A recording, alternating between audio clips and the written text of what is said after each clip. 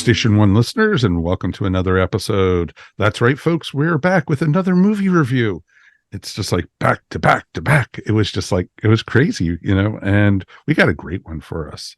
This one is Dungeons and Dragons: Honor Among Thieves. It was a movie that I had been seeing the trailers for, actually, it feels like almost 6 months.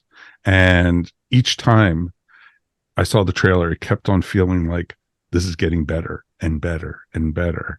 And then we finally got to see the movie, and we'll tell you all about it. That's the best way to put it. We got a great crew here to talk about it. And of course, let's say howdy to Mr. Mike Gordon. Howdy. How are you this week, my friend? Yeah, three weeks in a row going to the movie theater. I don't think that's happened for a number of years now. So even during summertime, I don't think we did it last year. No. And it's been pretty hectic. And I know we're not covering it next week, but I mean, it's not going to slow down anytime soon with Sonic opening next week and going on and on and on until, it's crazy. Things are in the theater are back to normal in some ways, in a lot of ways. Mm-hmm. No, it's pretty amazing. And it's going to be a fun one to talk about. And it's nice because this is a first. It could possibly become a franchise, but it's nice to have, something that's not a DC, Marvel, or John Wick. So it's nice, to talk about and such. So it's cool. Body count was there, but that's a whole different story. But we'll get into that. Of course, returning out of the airlock himself, JD is here. Hello, everybody. It's been a while. I was supposed to be on last year for the Thor Love and Thunder episode, and I got COVID. That sucked. Mm-hmm. So, how's it going? Yep. They narrowly escaped letting me out of the airlock last year. Well, good thing they didn't. Oh, exactly. We all would have gotten infected. Well, we did. But some of us did, but more than others. So it wasn't my fault, though. So, yeah, exactly. And of course, Ashley Pauls is here. We're doing a movie, so of course, yes, it's been a while. I'm so sad that I had to miss the last couple movie chats. So I'm looking forward to talking about movies with you guys tonight. It's interesting because you have a life or something like that. Yeah, what's that about? Like, it's like normally I don't, but just those 2 weeks in March I did. Exactly. The rest of the year she's ours, but that's right. That's a whole nother story. But that's cool. So it's going to be a lot of fun. Remember, we are going to spoil the heck out of this one. So, folks, remember, you have been warned. If you haven't seen it yet, put us on pause. Go see the movie. You will not be disappointed. Come back with a smile on your face and listen to our review. I think that's the best way to do it. And so, let's go. Let's jump in with both feet. Mr. Mike, take it away, sir. Well, we'll start with the box office. The first weekend of it opened, Honor Among Thieves grossed $37.2 million in the United States and Canada. Oh, just shy of 40 million, which it looked like it was going to hit, but it'll, obviously get there. It did about the same in other territories for a total of 70 million worldwide. It's funny. We were just a few weeks ago, we were talking about Shazam, Gods of Fury, right? Yeah. And that Fury of the Gods, rather. And that wibbly did wobbly about the timey same. wimey. That's okay. That did about the same, like a little over 30 million in the first weekend, and that was considered a failure. Whereas this one, I don't think people are considering this a failure. I think people are really pleased with the response on this one. The box office it actually beat estimates this year already. Well, I think they wanted it to get to 40. But I think there's still legs. The critical and audience reactions have been really positive on this one. So I think overall everybody seems pretty happy, but it is a very crowded, as we've talked about, it's a very crowded cinema these days with Dungeons and Dragons opening, and that wasn't the only movie that opened this past week. Sonic opens next week. We just had John Wick is still doing well. It dropped a bit this week, but it's still in theaters. Shazam's still in theaters. Like, there's still a lot of their options. Scream is doing pretty well as well. So there's a lot of options for people out there. And we can talk more about, as we talk about our experience with this movie and everything, about maybe why it's not getting as much attention as some of the other movies released. But I think right now it's off to a decent start, and I think the word of mouth has been so good that, if it wasn't for Sonic opening this next week, I think it might even like do really well its second week, but who knows now? I mean, it's gonna obviously Sonic's gonna bump it out of a lot of theaters. And so we'll see how it does. But anyway, let's talk about so there hasn't been a Dungeons and Dragons, an official Dungeons and Dragons movie since 2000. And that one did not go well. I think in some ways they were I mean, if you look at it on paper, it seems like this one and that one have a lot in common. However, this one, we'll talk about it, but this one has a lot of advantages that the other one didn't. Let's start with you, JD. What was your experience? Did you see the other movie? Have you played Dungeons and Dragons? What was your experience of knowing this sort of franchise before you went into the theater? I have played D&D. The first time I played, I was 27 years old. I wasn't allowed to play when I was a kid because my parents were all into the Satanic Panic thing. So that was a thing. I was not allowed to watch the cartoon, nor allowed to watch anything with dragons in it. I got yelled at for actually going with my grandparents to see Willow at the theater, but my grandparents didn't. They took me. So, but I have played D&D. I played in a few different campaigns, and it's a fun experience, especially if you've got a good group to play with. And there was a lot of that experience that I saw on screen, a lot of fun, a lot of shenanigans, and you can almost pick out the scenes where they're the spots where if there was actually a player narrating this, they would have rolled badly, and that's what happened to the character on screen.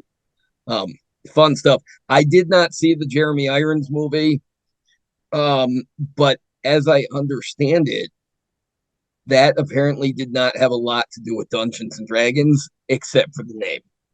So, I mean, I don't know how faithful it was, but I do know that what I've read about it has not been positive. Whereas what I've read about this has been shockingly positive. I wasn't expecting to see as much good press for this as I've actually seen. I was actually shocked by that. I really was. It was amazing how much positive from the reviewers, from the audience. It was just, it was hardly any negative about it. There is not a lot of people online that are crapping all over it, which is, firstly, disgustingly rare nowadays. I love because angry fans online, they will crap on everything. But I haven't even seen a lot of fallout from, again, the Satanic Panic crowd. It's like that hasn't even started again. So I'm pleasantly surprised. Awesome. Ashley, what about you? What have you played Dungeons and Dragons? Have you seen the other movie? What did you know about Dungeons and Dragons going as a franchise going into this? Yeah, so I was super excited because I feel like I'm always the one on the podcast who's like, well, I'm not really familiar with the source material, but I was really excited to go into the movie and learn more about it. So I was thrilled to say, like, yes, I actually have some prior experience with this franchise. So I have played Dungeons and Dragons before. I am not as much of a pro anywhere near that than my husband is, but have had some good times playing Dungeons and Dragons with friends. I was particularly excited to see the barbarian character because she reminds me very much of the character that I played in the most recent D&D campaign with my friends. I like to play a little against types, so my character could drink pretty much anybody under the table and like to punch things. So, like you in real life. Exactly. That's when people think of Ashley Pauls. That's the image that they conjure in their mind. Exactly what I think. That's exactly it. Yeah. I think of you every time I see somebody eat a potato, so it's perfect. Exactly. Yes. So, but yeah, it's fun to see, interesting to see that world brought to life on the big screen because Dungeons and Dragons as a game is all about like real people coming up with things in imagination. It's basically like playing a living, breathing board game where the rules change as you play. It's a game. its storytelling. So then I was curious to see how that would translate into a live action movie. And I thought like at the end credits, they might have a scene where you see like all the actors that are just playing this, like this is a game they're all playing. But I like that they kind of kept it real, like these are characters and this is an adventure. But I really enjoyed it. I have seen the previous Dungeons and Dragons movie, but probably the less said about that, the better. So I thought this movie was a great deal of fun. I enjoyed myself. There was some laughs. It was funny without being too cheesy. It really felt like a D&D game where some things go wrong and you just kind of have to roll with it. And I was really surprised to see it didn't do quite as well at the box office. I really think that people are still kind of slow going back to the theaters post-COVID. So if this movie had dropped in like summer or fall 2019, I expect it to do like 50, 60 million its opening weekend, perhaps more. So hopefully it'll have some staying power in the box office because it really is a lot of fun, whether you like to play D&D or not. Yeah. Well, it seems like playing D&D now is at an all-time high in terms of popularity. I mean, it's mentioned on several movies, TV shows, like Stranger Things, of course, has made a big deal about it. And then I think there are podcasts that you can play along, or you can listen to people play, YouTube videos, et cetera, et cetera. I think there's an Amazon show, right? That they do that Critical as well. Role, Vox Machina. It is a rub. It is not for the faint of heart. Okay. If you are offended by anything, don't watch it. If you are grossed out by anything, don't watch it. But if you want to watch a fantasy cartoon that is,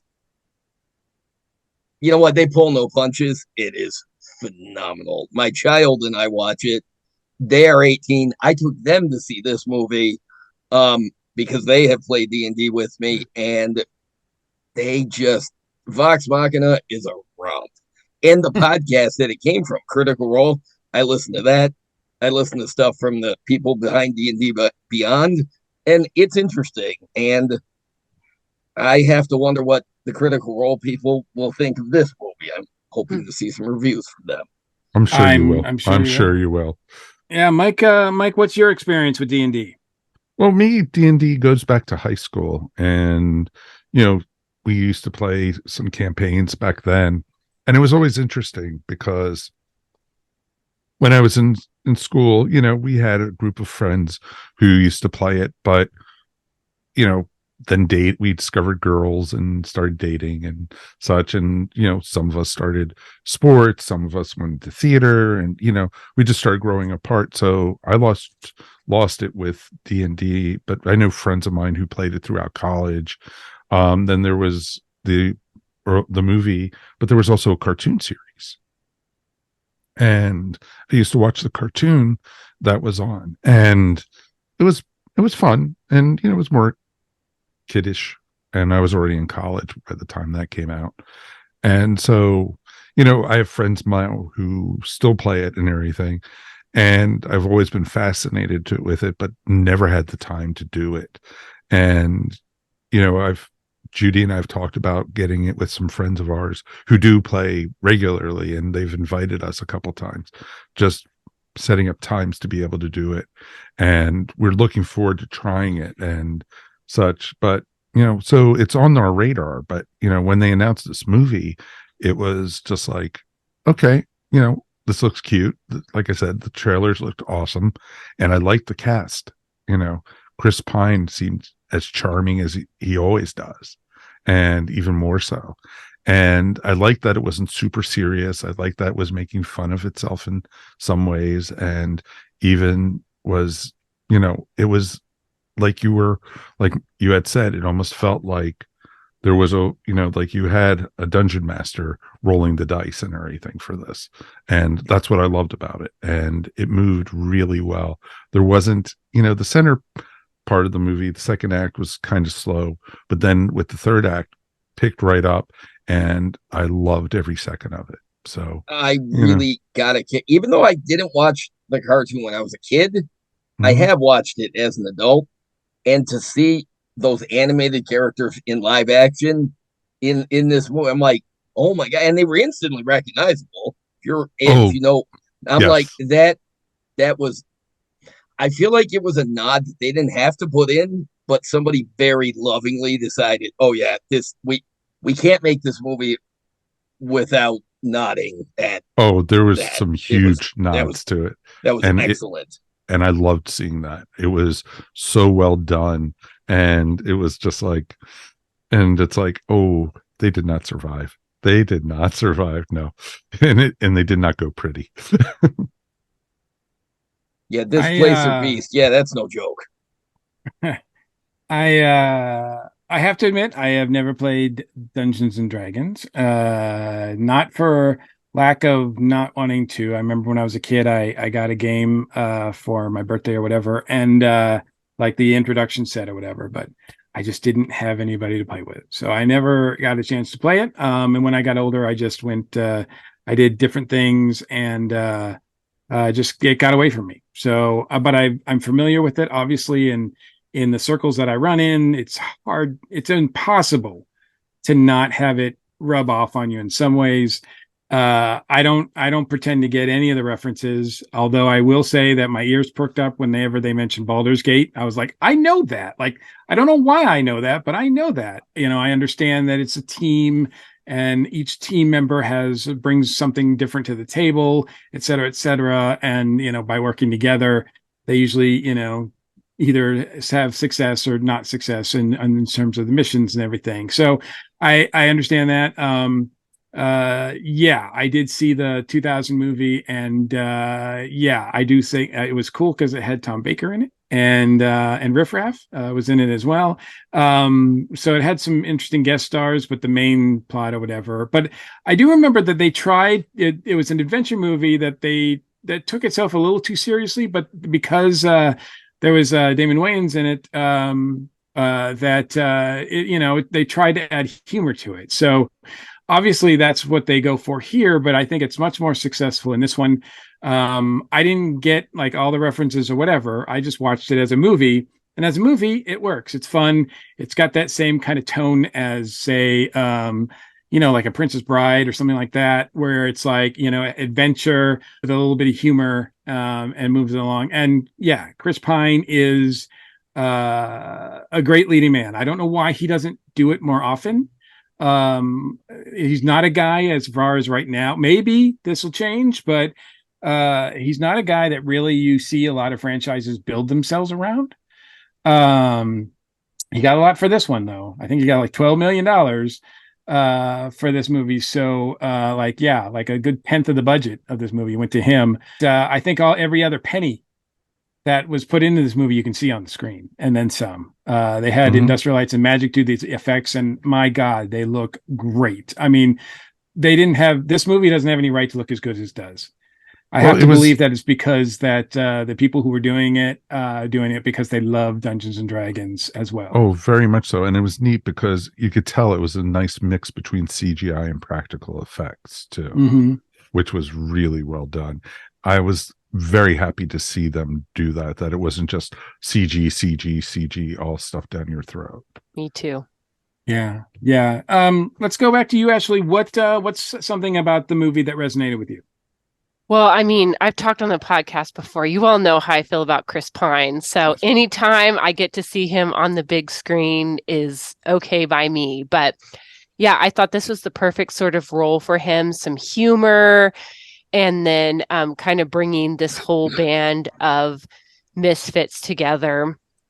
Also mentioned, I really liked Michelle Rodriguez's character, the barbarian. I like that they picked the different classes from the D&D game and then brought them to life with these characters. A lot of the characters reminded me of different D&D games I play with friends. Like, oh, that reminds me of my husband's character from one of the first campaigns we did. So I think it's something that a lot of D&D players can relate to. And I really liked how they established the world for people that aren't necessarily familiar with the franchise, and just again how like gorgeous the cinematography looked. I didn't get a chance to see this in IMAX, but would like to go back and see it in that large format, just because I like that I'm sure it costs extra money to send these actors to the practical sets, but it really elevates how the movie looks, and I think was worth the extra money spent. And I like you got to see all the different environments, like going down into the lava cave,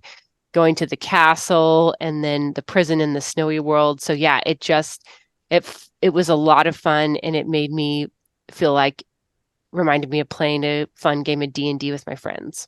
Mm. JD, what about you? What's something that resonated with you for the movie? I like that not only did it not take itself too seriously, it took itself seriously just enough and where it needed to. It didn't. All of the humor was organic, and it felt like this is what the adventuring party goes through. And there's pratfalls, and obviously somebody missed a roll here, and that didn't go very well. But there wasn't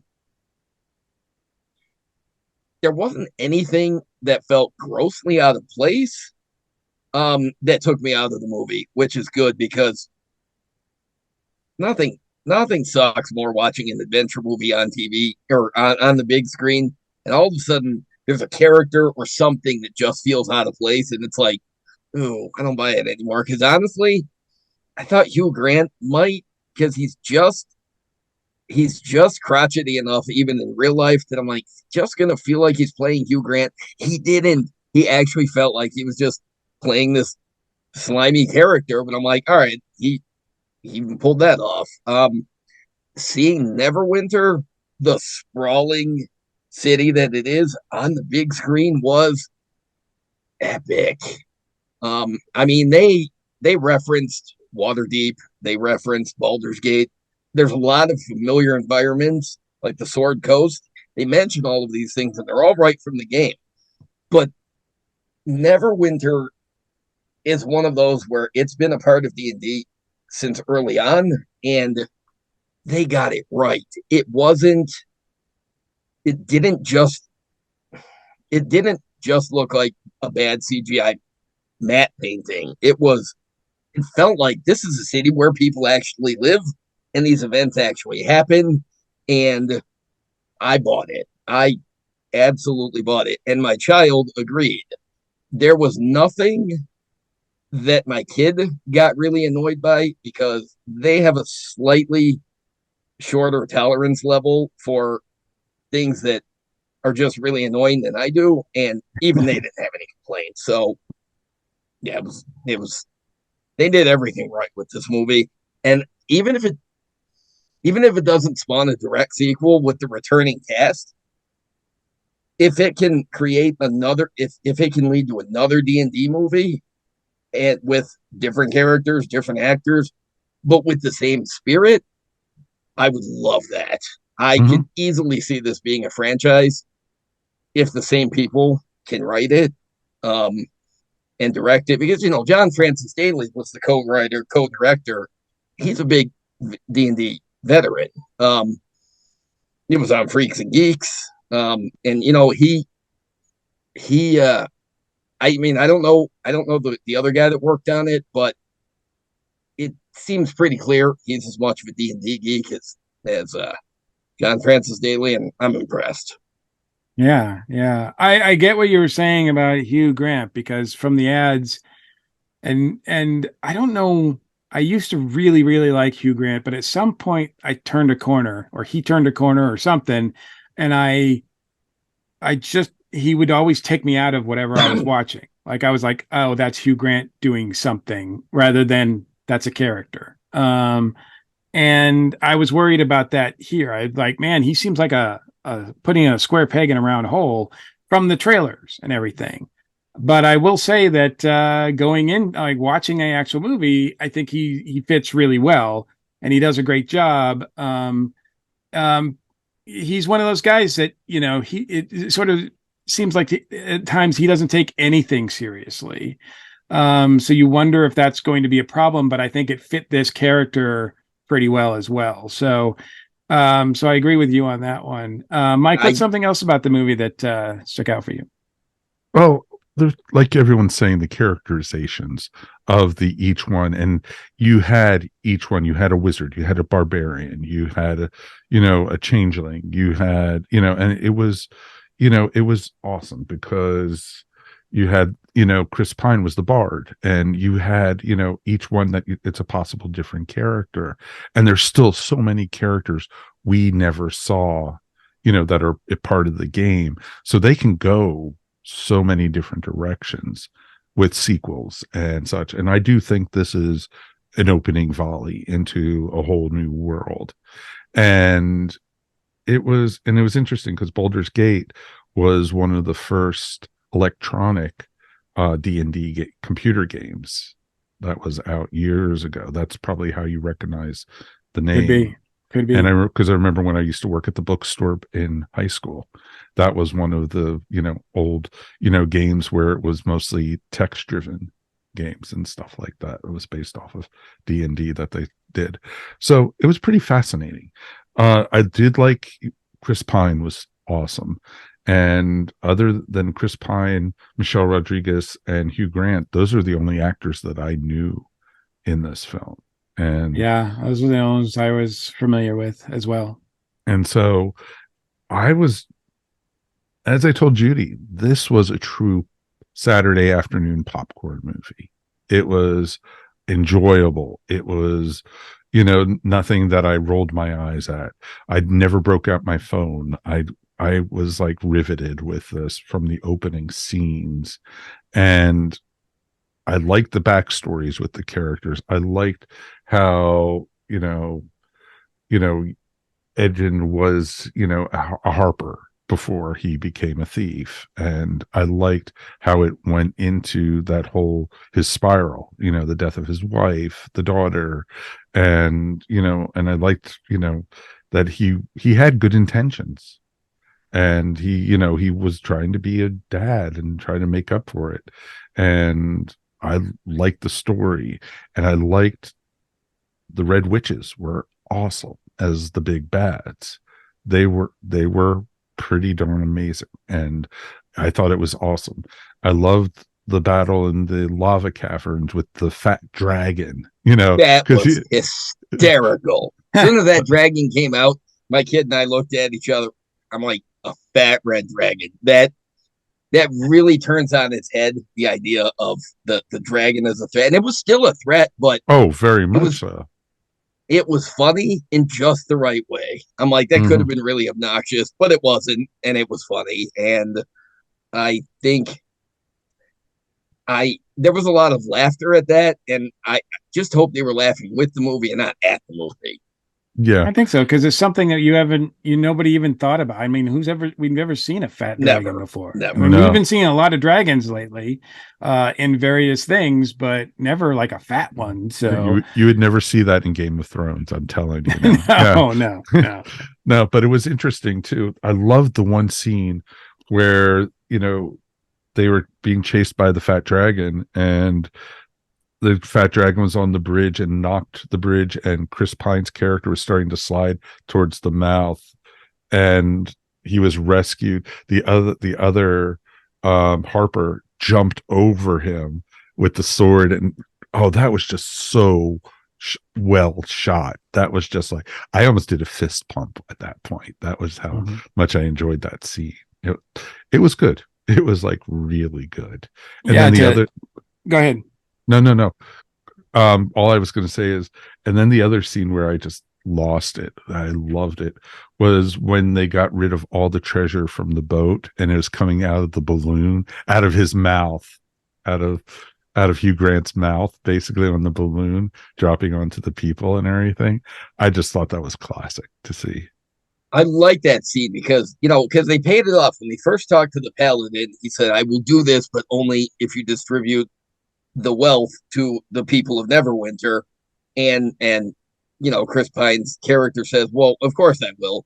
And the paladin says, "Look, I know you don't believe it yet, but I believe it, that you'll make good on this." And that's why he agreed to it. And sure enough, all of that money went to the citizens, and it was great to get them out of the stadium before the big bad thing happened. And I'm like, this is really, I'm like, again, they paid it off and it didn't seem out of place.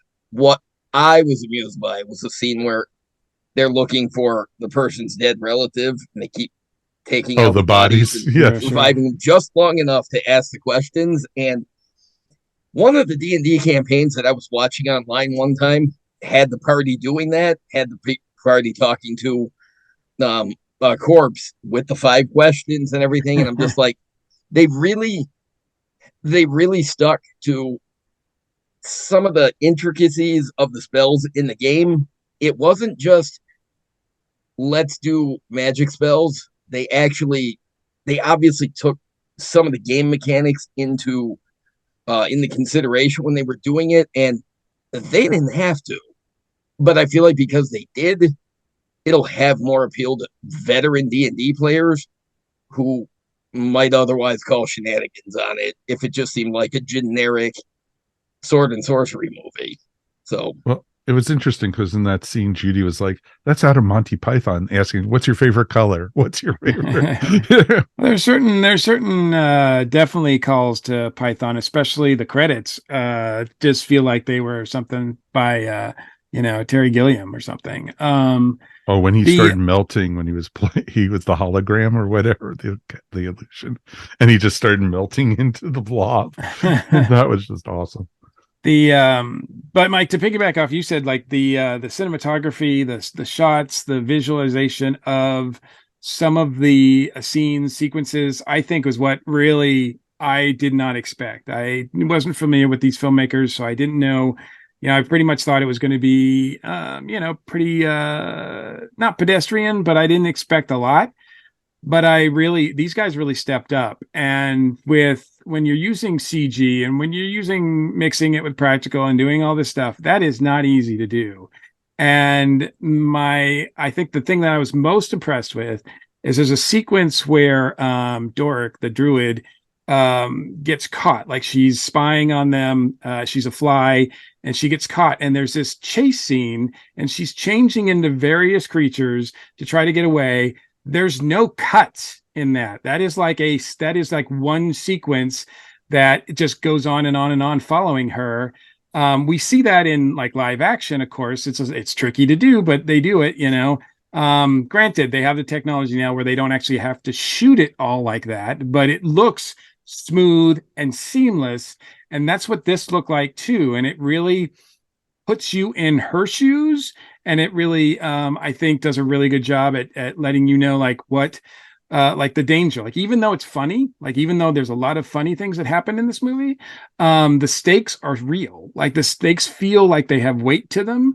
The dangers of the witches, they look evil. Even the fat dragon looks, yeah, it's fat. That's funny, but man, it can still kill you. Like, do not take it like lightly, pun intended. But I really was impressed by the directorial effort by Goldstein and Daly on this, because, man, that is not easy to pull off a lot of these effects and a lot of these sequences. We talked about last week with John Wick being so amazing and stepping up the bar for action sequences. I wouldn't put Dungeons and Dragons on that level, but damn, it really does a good job at showcasing everybody's powers in a way that a superhero movie you would expect to do, but this is for a fantasy movie, and I thought that was really well done. I would not be surprised if these two guys don't get offers from DC, Marvel, Star Wars, whatever, because I could see, like, they impressed the heck out of me, that's for sure.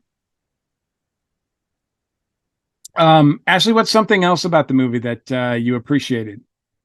Something else that I enjoyed is seeing the deep friendship and family relationship between Chris Pine and Michelle Rodriguez's character, yet they didn't do a forced romance. Like, I liked that they were friends and she came alongside to help parent his daughter after her loss, but they didn't try to like make it a romance. So I really enjoyed seeing that unique dynamic. And then he definitely has a type. Yes. So that was an unexpected little joke. I gotta chuckle out of that. So yeah, an interesting cameo there too, huh? Yeah, it's like, is that Is that Bradley Cooper? So It is. It Yeah, is. it you was just A with Rocket, you a never know little where bit he's of going to show Bradley up. Cooper. A at little bit of least. Bradley Yes. Cooper. But yeah, I liked that they focused more on the friendship between them and then what she meant to his daughter.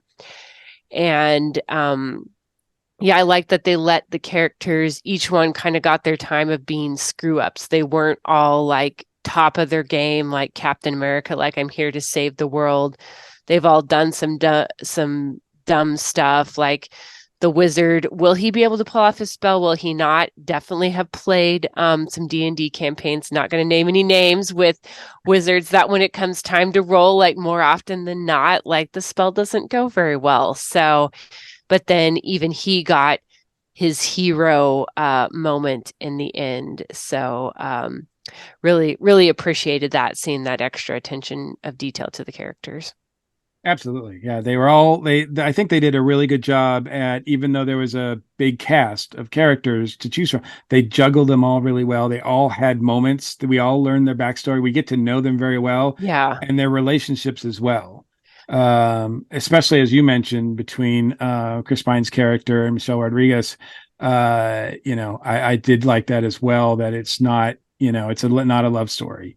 And the decision that he has to make at the end, yes, is totally credible. Like, you totally buy into it, even though it's like, I don't know if I would make that decision, but I can understand, especially with the daughter right there, why he makes the decision that he does. Like, it felt like it was very well done, though. Yeah, it was complex and it felt emotionally earned, which it could have gone a totally different way. So I appreciated that. Yeah, so I thought they did a good job with that, and hope we get to see them all again. Well, it's interesting because, when he was talking to Zarek earlier in the movie, about he wants to use the tablet to bring his wife back to life, and he said, that life is just one level of the journey, and his wife is on another level, that, she's been experienced something else already, since she's been gone. Do you want to rip her from that other journey to bring her back and everything? And so it was real interesting the way they put it that way. And then I started thinking, oh, he's going to use it for something else. And, and I thought it was perfect how he did it.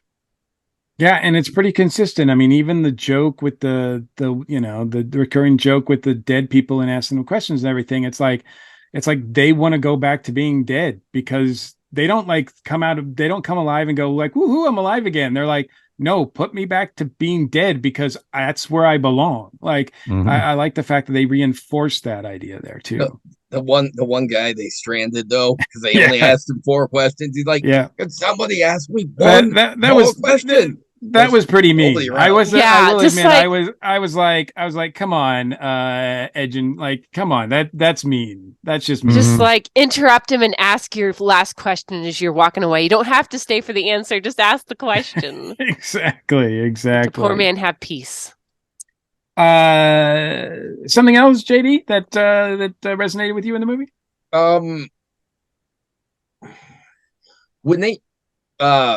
When they first mentioned that that the person on the parole board, basically, the one guy they were waiting for to show up, when he mentioned that he's an Arakara, I can't even say that word.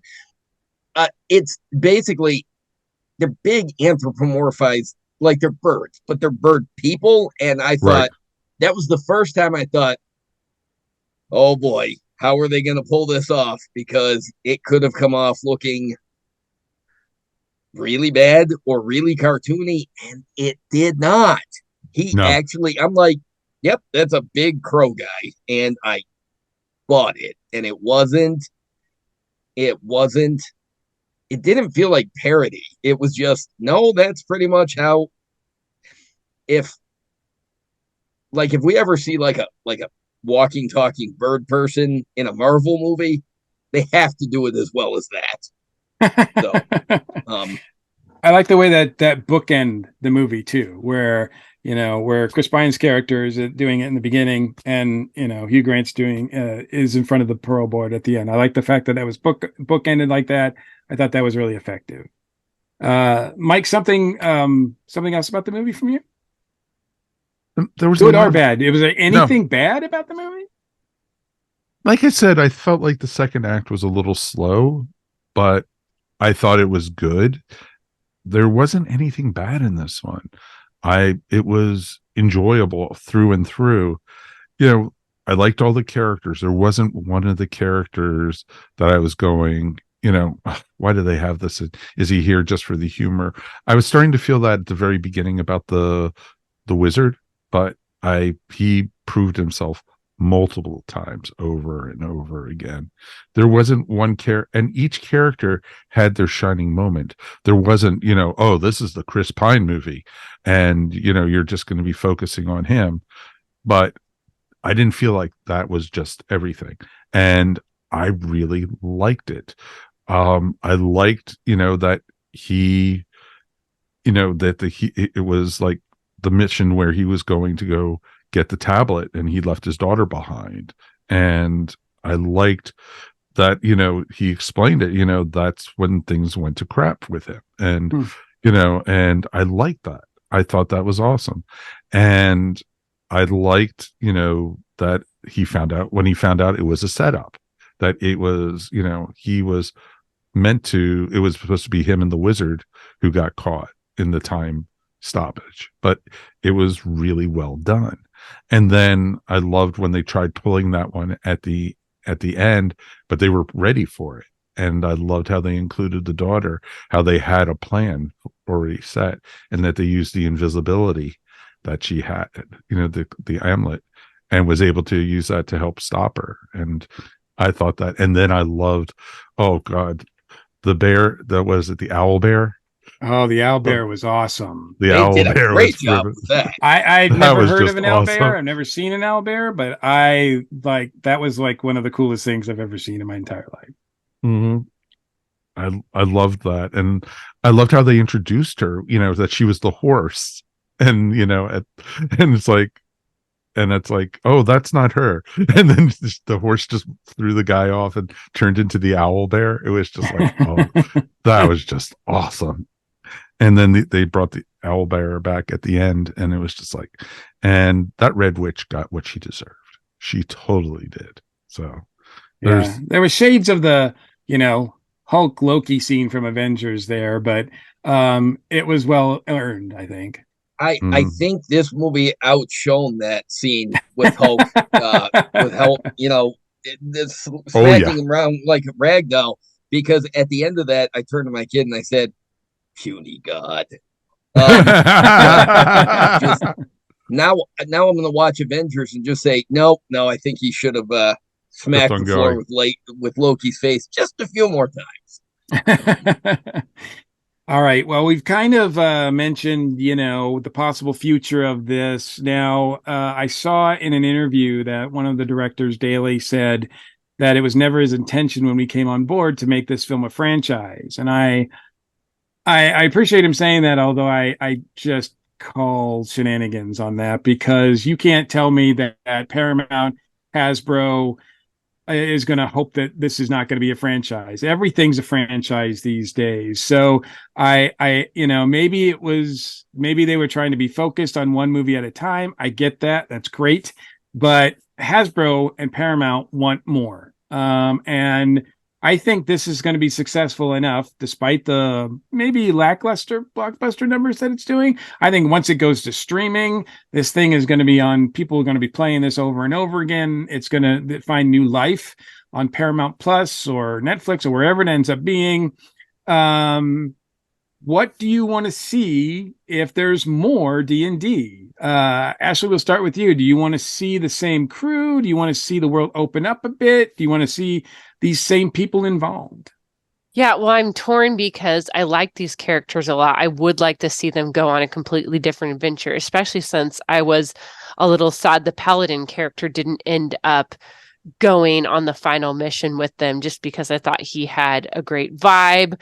with the cast and kind of the push and pull between him and Chris Pine's character. So I would like to see more with that character. But I also see a certain charm in, let's just wipe the slate clean. We have a completely different cast of characters, bring in some of the, like as mentioned before, there's a huge amount of classes of D&D characters that you can develop as a player. So bring in some of those different ones, bring in other A-list actors to play some of these roles. So it's kind of hard. I don't know what I want to see more. I like these characters, want to see them again, but also would like to see them do something completely different and kind of shake up the standard sequel template that Hollywood tends to follow.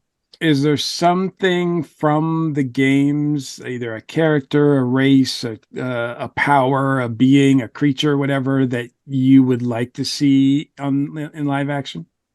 See, well, my previous character was a pirate, so I would like to see some more seafaring, some of that side.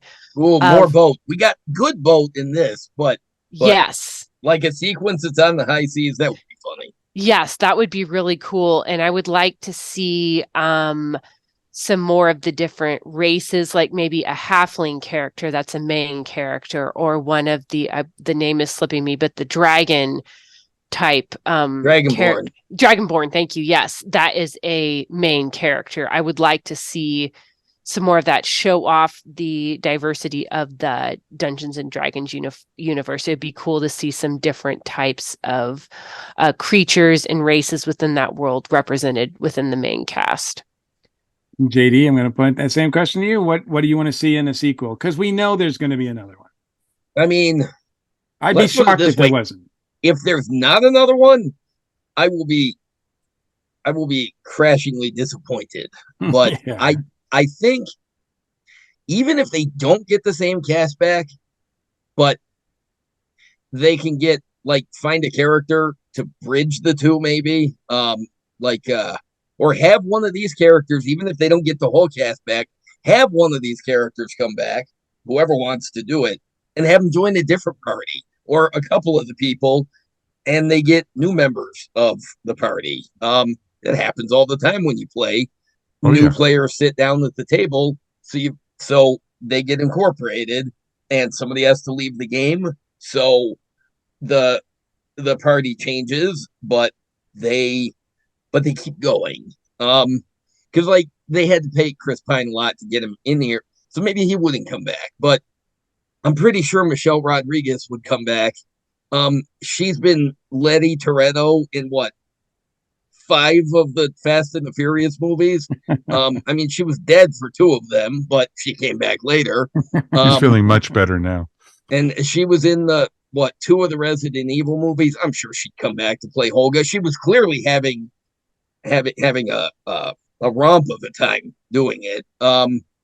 I don't think they'd get Hugh Grant back, but he belongs in that tower prison.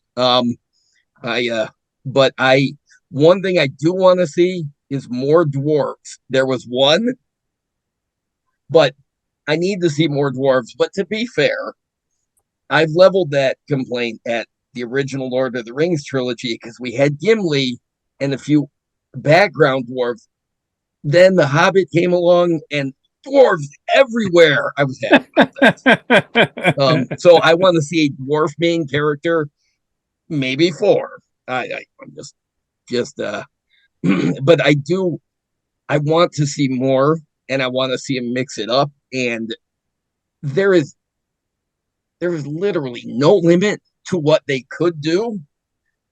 They just have to get people involved that really put their all into it to make it the fun romp that this one was, and I don't think they can lose. Mike, what about you? What do you want to see next? I want to see more gelatinous cube. I totally want to see more of that. That was just so funny. That was awesome. It was awesome. And you got to see that first guy run right into it. Is that from the movie?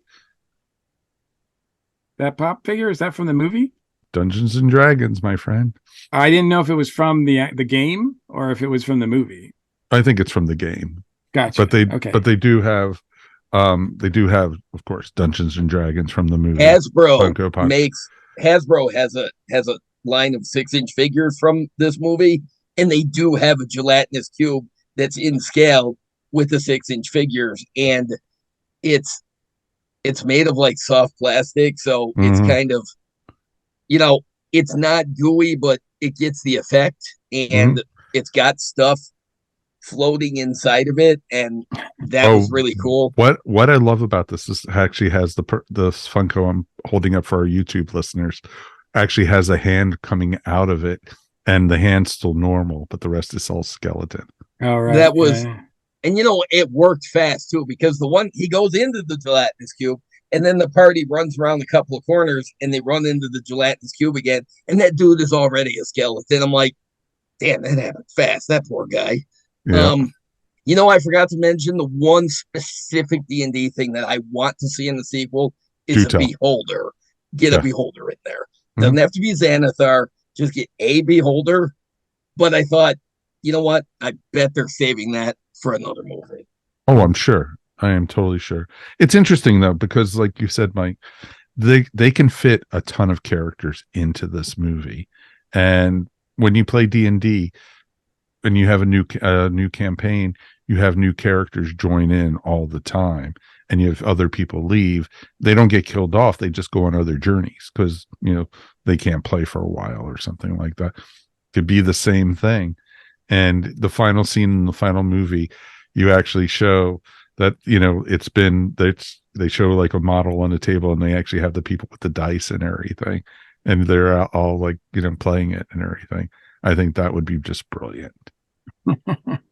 I would like to make sure, even though I can't really speak to the game, but as far as what I'd like to see it brought into it, but I would really like to see Goldstein and Daly come back as dungeon masters, I guess, because they, obviously they know how to tell a good campaign here.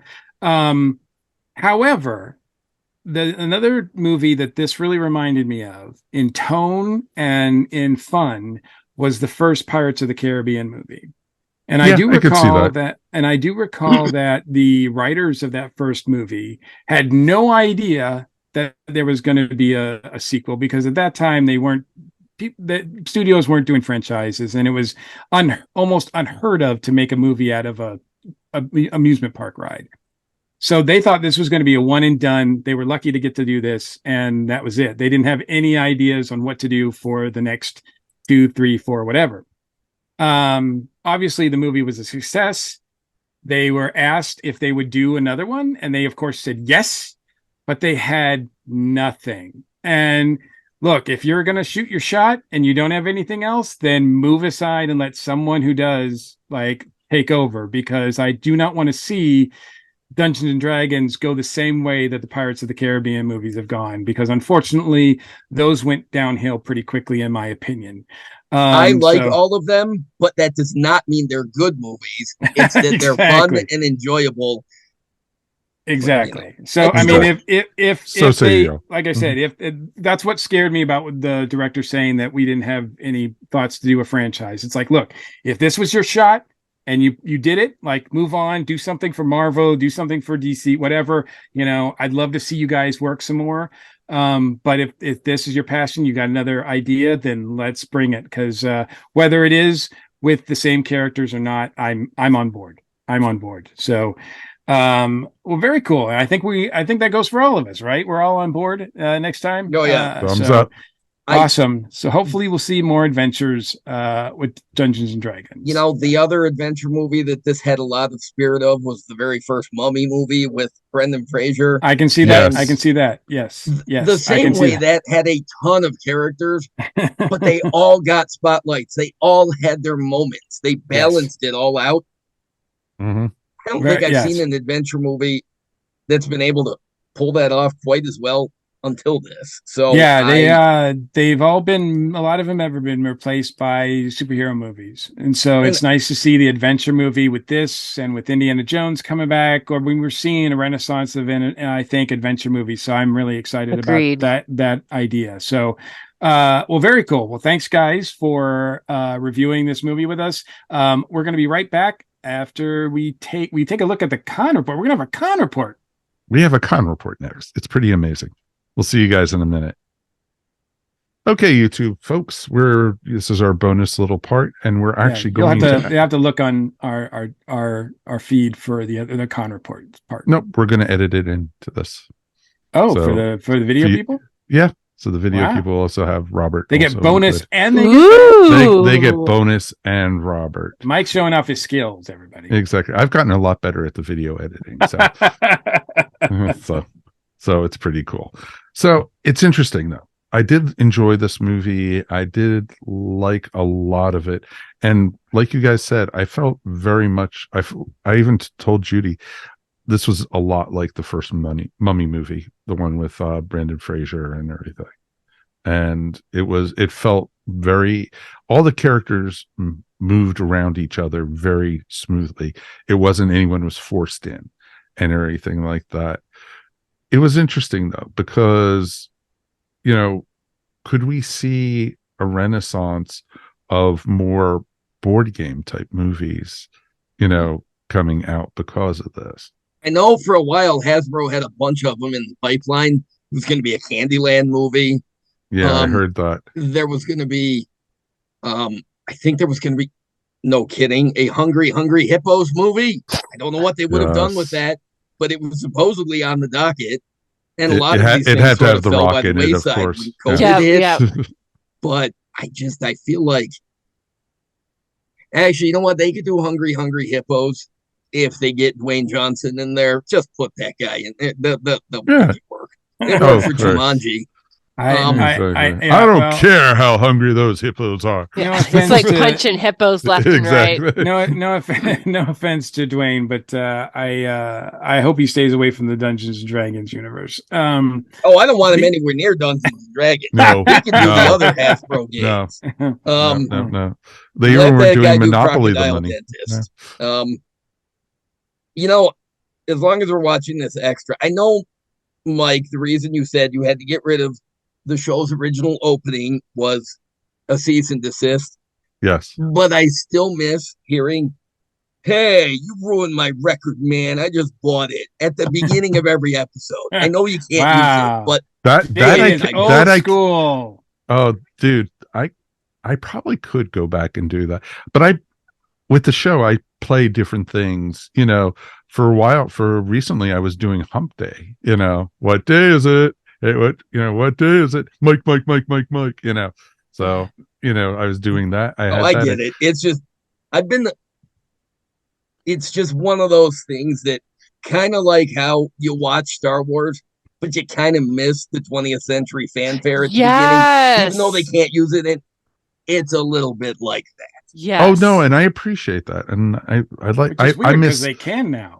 Yeah. Yeah, they bought Fox, so I want the 20th century Fox fanfare cut. Like, well, want to add it back? Funny. Yes. After I saw the original Star Wars, anytime I ever heard da da da da da da da da, and then I always expected a long time ago in a galaxy far. Well, I grew up thinking that was part of Star Wars, but then I'd hear it on other movies, and I'm like, wait, that's weird. I mean, I was a kid, but I'm like that.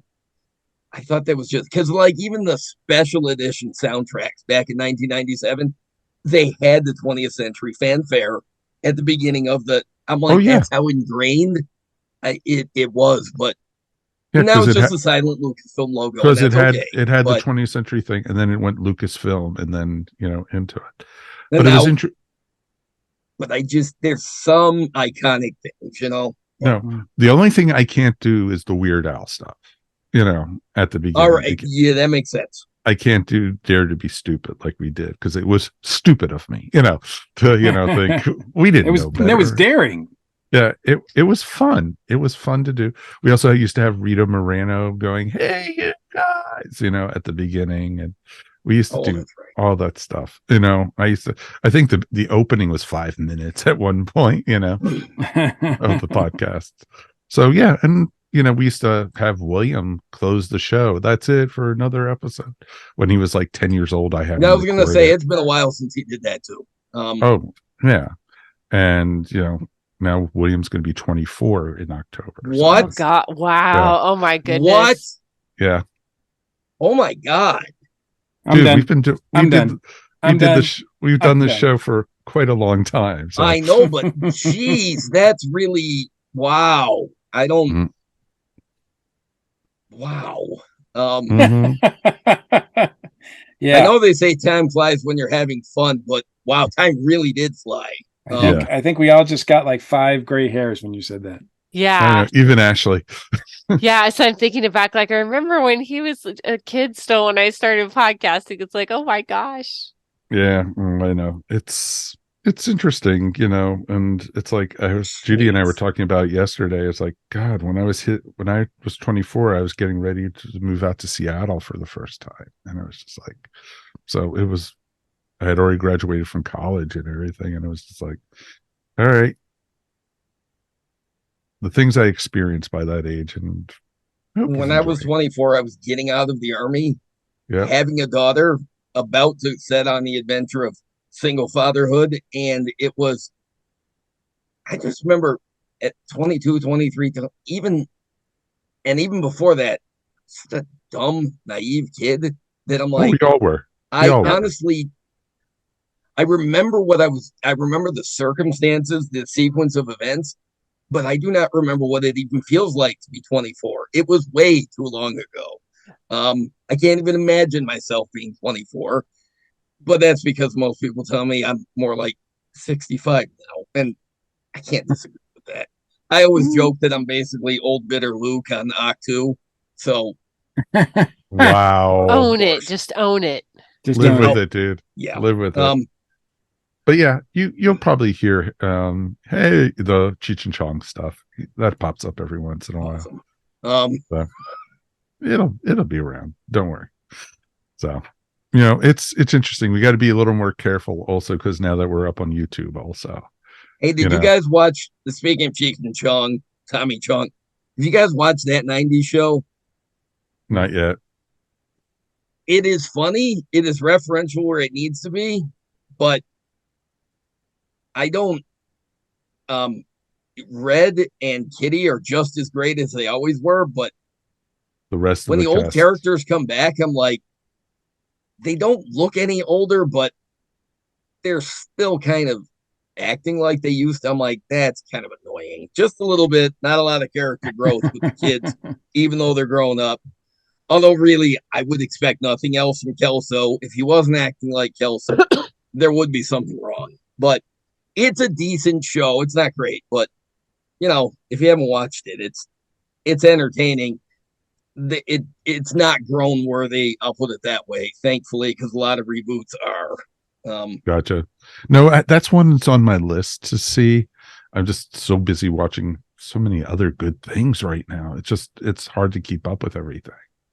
That's gonna be my shout out actually tonight is something we've started watching. So might as well close up the show. You guys ready? Yeah. Let's do it. Folks on YouTube, you're gonna first see our interview with Robert Young from Borderlands and South Carolina Comic Con. And then we're gonna come back and close up the show. We're just showing you the behind the scenes stuff. So have fun watching that.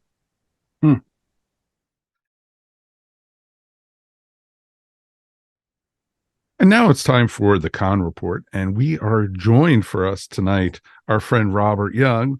Welcome, Robert. And you have a South Carolina Comic Con update for us. April 15th and 16th here in Greenville. I'm terrified. It's too close. Less than 2 weeks now, dude. It's amazing. I know. Sorry. I'm trying to be here to, calm you down, get some information from you, but no, I just probably made it so much more worse. I'm going to go get a Xanax milkshake or something now. Thanks. I'm panicking. Well, so this is what the ninth one. This is the ninth one. 10th year, ninth convention because of COVID. It's coming. It's coming. Yeah. We'll be at 10 next year. And just keep practicing, Robert. You'll get it right one of these days. One of these days, there's going to be a show somebody comes to. It's going to happen. Exactly. You just have kids one or old two standing outside and nobody in line, but we're gonna have a line this year, at least 5 people. I promise. Yes, at least, man. You guys have, that's one thing that's been consistent since the first year. Lines way out the door to get in. You don't have any problem getting people to come. It's we found a way to touch people, I think, and let them know that we have this cool event. And that's the part that is the biggest challenge, I think, when you're doing a live event, is how do you reach out and touch people who are interested and let them know? Because you have this little tiny window. It's not like they're going to, like a graphic novel, they can find it 5 years later. But, doesn't work for a live event. So far, so good. Yeah. So tell us who's coming. Who are you excited? Who are we going to see there? Gosh, man. So for comic people, I mean, you got Kevin Eastman, creator of Turtles, one of the nicest people you'll ever meet. He's great. I think he's fantastic if you're into comics, obviously. But some of the guys I think that they're new and they might get lost in some of the mix. Folks that have always been there, of course, but Andy Belanger is going to be there, who did Mother Trucker and some really cool Kickstarter stuff. It's also a pro wrestler. So look that one up. That's kind of crazy. That's pretty he really awesome. is, and he's great. Chad Bowers is back. He's written G.I. Joe and Youngblood. Noah Solt is in. He also worked on Turtles. Veronica and Andy Fish. All the stuff they've done is incredible with Archie and everything else. Absolutely. There's this guy named Peter Cutler. I don't know if you've heard of him. Maybe I Michael, am familiar. Maybe possibly some tiki Look stuff. at the top of the hat. Yeah. yeah, just maybe. But also Michael Urey has never been to our show, and he's, I believe, the editor for Back Issue. Agnes Garbowska, who worked on Superhero Girls and My Little Pony. Dan Fraga, one of the early guys at Image. So there's a bunch of just new people that are coming. That I think that's the part that excites me. Jody LaHup's back, Bill Gollier, Kelly Yates. If you're into Doctor Who, maybe peek for the program book cover. Absolutely. I think Kelly Yates is one of John Wick's stunt doubles too. So it's okay. I'm positive that Keanu Reeves is his stunt double. Okay, that makes more sense. I believe that. Yeah, I believe Keanu would love to draw like Kelly. I'm pretty sure. There's no way he can draw two and do all that. That's just, he's embarrassing people. He needs to not do that. Now I know that last year one of the hot items was the donuts from Bad Idea Comics. I understand that they're going to be back. There seems to be a rumor that they're going to be back. I've heard things. Things are happening. So yes, they're going to be doing some craziness as they always do. And trust me, I didn't even see the book till the con. It's like, what are they doing? A book. That's my knowledge. They were doing a book. So who knows what they're putting in those donut boxes this year? And apparently they're all kinds of flavors. That's what I've heard. Yeah. We'll just leave it at that. Leave it at that. Folks can do their research on that. But Dinesh and the guys will be there. Adam Freeman will be there. It'll be a good time. They're really good dudes. For folks that like the media guests, I mean, Emily Swallow from Mandalorian. I mean, the timing for that could be better just to have the awesome.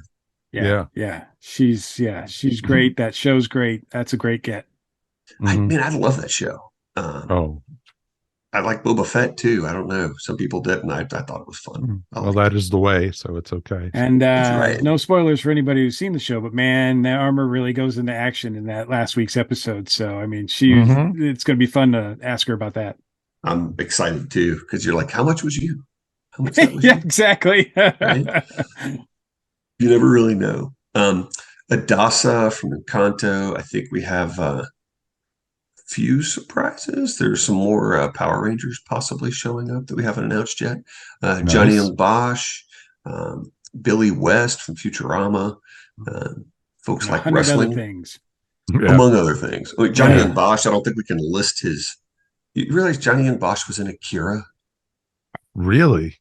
Yeah, that blew me away. Now I'm feeling old. Now I'm feeling really old. He's got to be feeling old if he was in Akira and he wasn't 4. I know we weren't 4. No, I was not 4.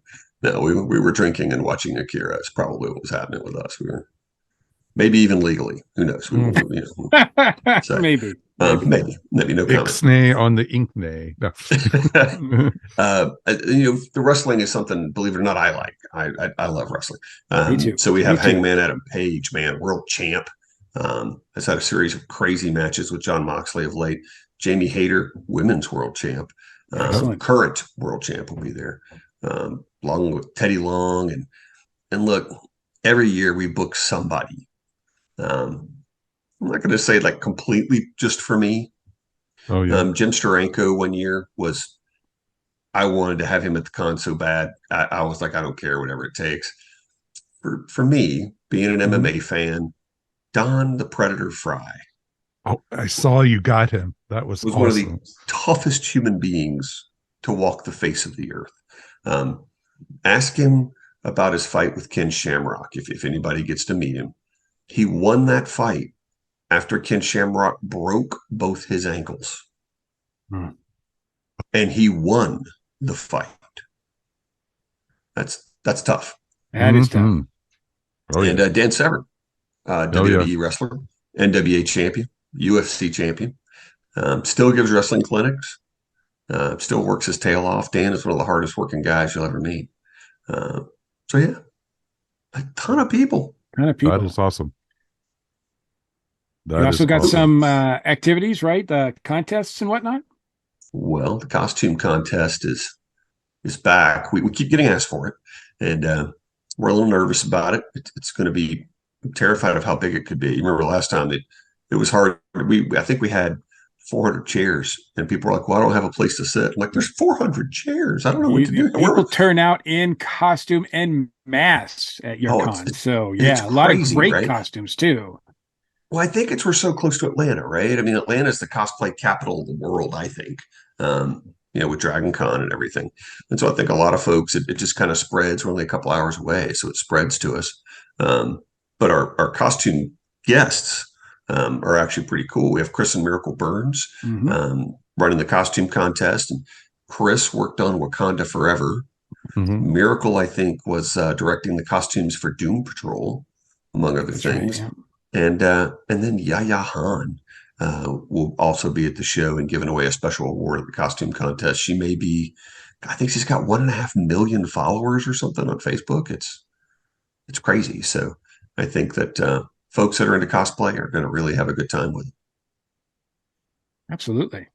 That's Everybody's so going to have a good time. Oh yeah. You cannot not have a good time at your convention, my friend. Oh man, we try. And then Oh, yeah. the convention hotel's a Hyatt this year, so all of us will be wandering around downtown Friday and Saturday and Sunday night. So downtown's going to look a little different, full of cosplayers. I think it's going to look like Dragon Con, Mhm. That would be cool. baby Dragon Con. Baby Dragon Con. That would be cool. Well, very cool.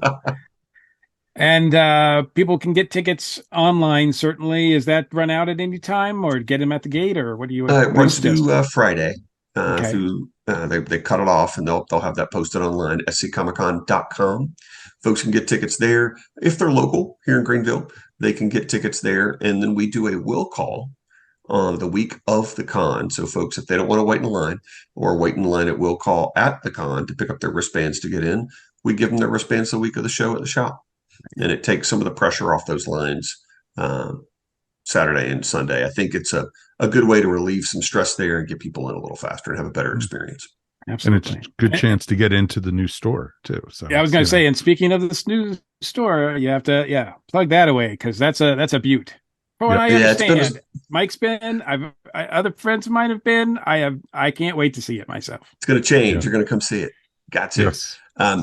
It's a 6-year odyssey. Actually, it took 3 years to buy that building. We walked on it twice. It was in a crazy trust, and it was just a nightmare. It needed a ton of work, so it's pretty wild. We replaced the roof. We had to prop up the foundation.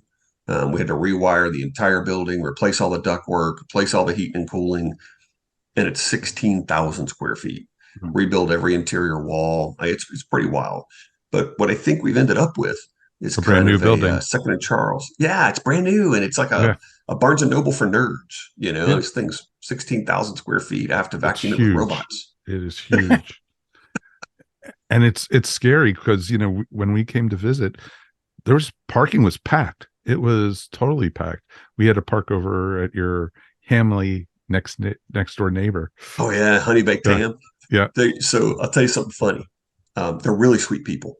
Right. And I think it was the week after our annual sale, which is completely insane. You guys have seen that. Mhm. They came over and brought us a ham. And I Oh, went, really? What's this for? And they went, your people come in and eat a lot of food. Oh, that is awesome. So That they is brought us a awesome. ham to say thank you. Oh, that is great. Nice. I love So it. they were awesome. Oh, Rob, that is cool. I love hearing those kind of stories, and you guys deserve it. You guys really do. South Carolina Comic Con, show goes out on Thursday, and it's only going to be a week away. It's literally, Yeah, thanks. Look, man, I'm telling you, Xanax Milkshake's going to be good. yeah, I know. We've come a long way, man. Our first convention was 1996. It was at Howard Johnson's on Lawrence Road. The building's no longer there. And it was a really good time, and it was a lot of fun. And then I stopped doing shows, and I ran into a guy at the mall, and I was remarried, and he said, "Man, when are you going to do a show? When are you going to do another show?" And I'm like, I don't know. And Michelle finally, when he walked away, she went, "What is a show?" She didn't read comics. She had no Famous last idea. words. Yeah. Uh-huh. And Now so she's she wanted to helping do running one. it. That's awesome. Yeah, she wanted to do one. And the one we did was Dave Cockrum's last public appearance. Wow, We did really? it in that same building. And it was his last public appearance. It was really cool. He lived in Belton. He was super sweet. And man, I tell you, it was wild. We had him.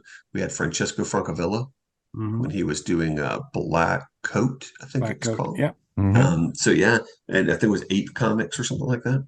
Yep. So yeah, and it just went from there, and that led to us doing the store. And believe it or not, Michelle was really, my wife was so fired up, and we've got to do a bigger show, we've got to do it. And so we finally committed to it and did the small one, which was what 40,000 square feet.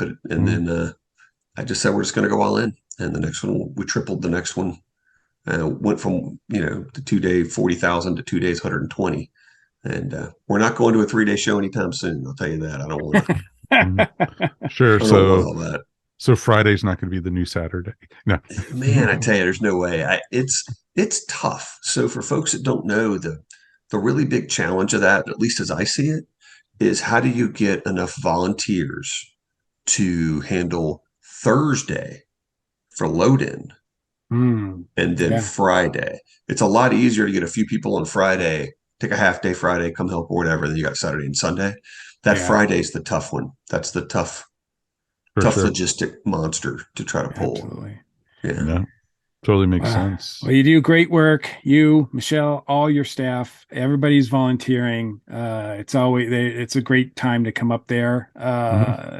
They ensure it. They make it very, very pleasant.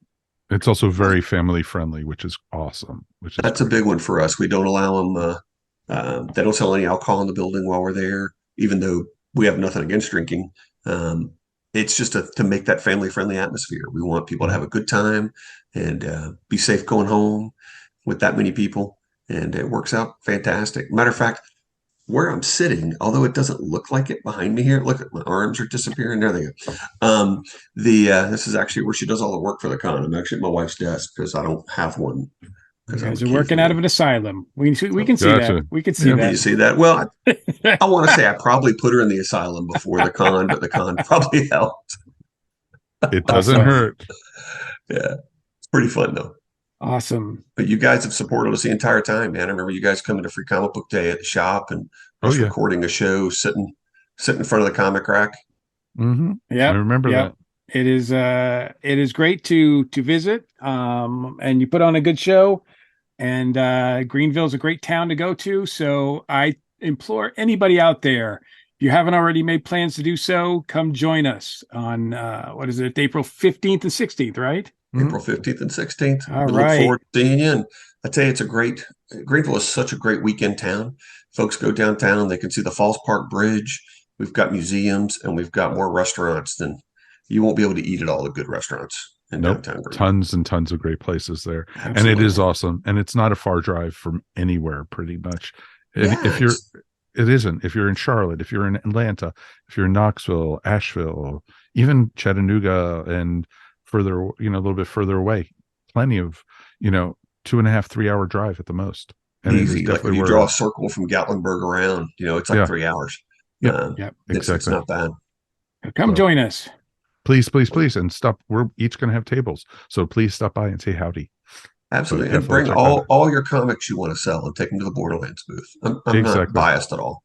exactly. So awesome, man. Thanks, Robert. All right, we'll see ya. Guys, thanks as always. I appreciate y'all. Let's take a quick break, and we'll be back in a moment to close up the show.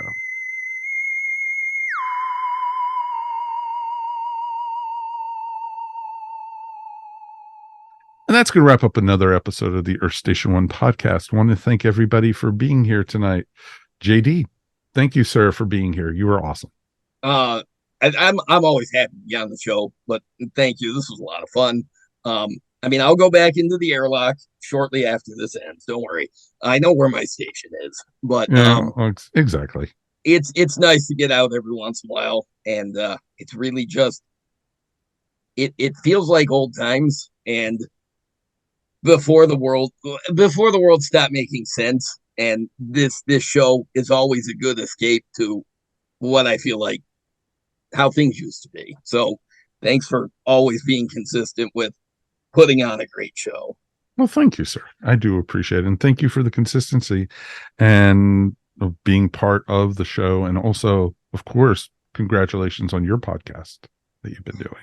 Which Mike was on my podcast last year as a guest. And I said on that show, I wouldn't be doing that show had I not guested on ESO for the Green Lantern episode. Cause I'm like, I was feeling an itch. It's like I wanted to try doing it, but I thought maybe if I'm a guest on a show, it doesn't go well. I'm like, ooh, maybe it's not for me. But it was.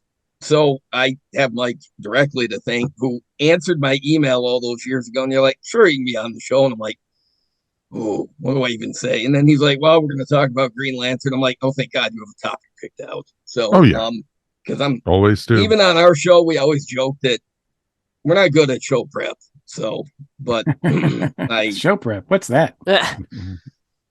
Well, it helps when you have organized people to plan things. Like you send me this nice Google Doc and I read the whole thing and I'm like, oh, this is great. Between my co-host and I don't know if we could get around to typing out a title and a half a page of notes, let alone something that's actually like you have an agenda and you got like future shows listed. And I'm like, wow, it must be nice to be this organized. I can't imagine it. Well, it's ADD and the best. With that huge plug that I'm sure people are curious, where can they go to listen to you? Where can they find your show? Yeah, it's on YouTube. It's called the General Geekery Podcast. My co-host Brian and I, we get on and we just usually wing it. We talk about toys, we talk about sci-fi, we talk about movies we're watching, and we talk about the custom action figures that we make. So it's I always joke that we have no technical skills, but people are listening for the quality content, not our expertise, not our polished image. But yeah, Mike was on the show last year, and it was it was fun.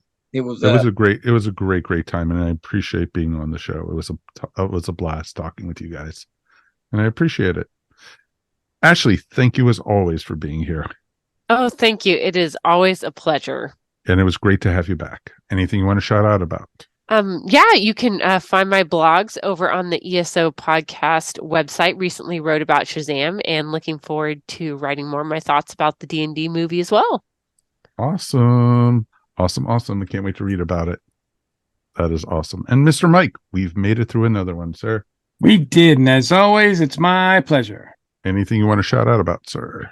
Yeah, I want to give a shout out. It's that time of year again, and I always am surprised. I don't know why, because they always manage to bring it somehow. But WWE once again has put together a great WrestleMania weekend, 2 nights. Well, actually, it's about a week now of programming. But the main 2 nights, Saturday and Sunday, both, I think there was not a bad match on the card. Some were better than others, of course, but I think the spectacle of it was absolutely outstanding. And they did it again. And for those people who might be upset with some of the outcomes. The story's not finished, so I know they have big plans moving forward. So it just sort of renews my energy. Although after a while I do get kind of tired. I need a break, especially after WrestleMania weekend, because there's so much. But I have to give them credit. This was one of the biggest ones they've ever done. And it was good timing too, because I think they just got sold. I was gonna say, yeah, I think I just read that they're merging with somebody who owns UFC too. So yeah, Yep. exactly. So that who knows what the future is going to bring, but this is not going to be the last WrestleMania. And as long as the same people who did this one are behind the next one, I have no doubt that it's going to be amazing as well. even in the future, if most sporting events go away because, I don't know, the apocalypse happens or something, pro wrestling will stick around. So, Oh yeah. They might be fighting for food, but that's a whole different story. So people will watch that too with rapt Oh, yeah. attention. oh yeah. Okay, my shout outs real quick. Judy and I started watching a new show on Amazon.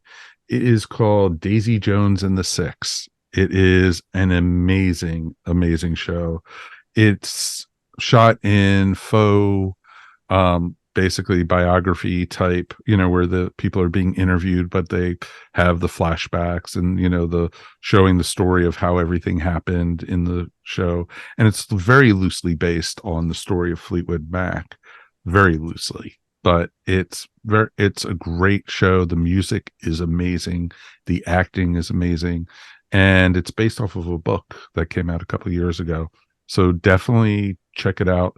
Highly recommend. We're not done with it yet, so we don't even know how it ends. So I know there's lots of twists and ties that are ahead. We're 5 episodes in, so we have 5 left. So it should be very interesting to see. The other thing I wanted to give a quick shout out to is to wish my co-host, Mr. Mike Gordon, a happy anniversary. It is Earth Station 1's 13th anniversary. Woohoo! Wait, Lucky no number. kidding. Really? Yeah. Oh my God. That's amazing. April 7th, 2010 was our first episode. And that's when I started the show, and that's when it was released. I did on the anniversary episode. I didn't join until a few episodes later, though. So technically, my anniversary is not till like August. Yeah, he joined in, I think, 17 episodes later. So it was his first episode. And I think it was, your first episode was Attack of the Clones, I think was your review for that. Yeah. And then I know it was Star Wars related. You stayed and stayed and stayed. It was awesome. I did. I can't figure out how to get out. Yeah. To this day, I hear people say howdy, but when they don't say it like Mike, I'm like, that's not right. Howdy. That's how it goes. I'm just saying. So, it is pretty well, it's awesome, it's to your credit, sir. 13 years, and we are on the cusp of recording episode 700. That's just amazing to me. Like, I don't think either one of us could have even come close to imagining us doing this this long. No, not this long. And we have some really amazing things planned coming up, and our YouTube channel is starting to gain some traction. And if you haven't liked and subscribe up there, like and subscribe, type thing. It's always great. We also are now listed under YouTube podcasts, so you could also find us up there as a podcast. So we're figuring everything out slowly but surely. I'm sure we're doing everything ass backwards, as they say, but but we're making it, and it's going to be a ton of fun, and it's going to be a big adventure for all of us going forward. And, I'm looking forward to sharing it with each and every one of you, and especially my co-host. It's always great to be with this man.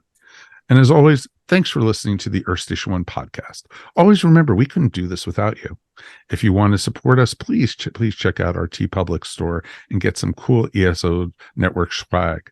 Also remember, you could also help support our show by going to our ESO Network Patreon. For as little as $1 a month, you could help support us here at Earth Station 1. Check out the ESO Network at patreon.com. We also want to hear from you, so please write us anytime at feedback@earthstation1.com. Remember, you could also find Earth Station One wherever fine podcasts are found. And now Earth Station One can also be found in video format on YouTube. Please subscribe and tell all your friends about us. Remember, hit that little bell at the top. That's why you'll know that when a new episode is out. And we're doing twice a week now, so it's pretty cool stuff we got going on. On behalf of myself, of course, Mike Faber, Mr. Mike Gordon, of course, Ashley Pauls, and Mr. JD himself. Thank you for listening. We will see you here next time on the Earth Station One podcast. Have fun. Let's go raid a castle or something and just have a good time. Everybody roll for initiative. Exactly. Peace, and we are done. Boom.